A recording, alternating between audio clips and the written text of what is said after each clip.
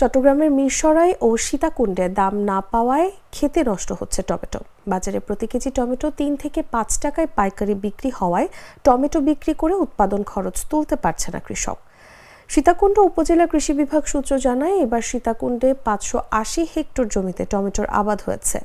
উৎপাদনের লক্ষ্যমাত্রা ধরা হয়েছিল ১৪,১৮৫ মেট্রিক টন।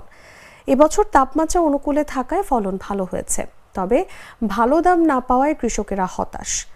ক্ষেত থেকে টমেটো তুলে বাজারে নিয়ে যেতে যে খরচ তা উঠবে না বলে টমেটো তুলছেন না কৃষকরা। আবার হিমাগার না থাকায় সংরক্ষণ করেও রাখতে পারছেন না।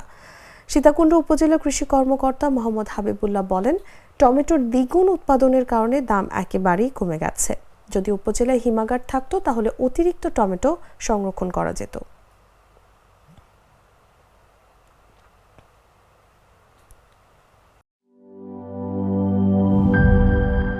বান্ডেল থাকলে প্রতি সেনমানিতে টাকা বাঁচবে।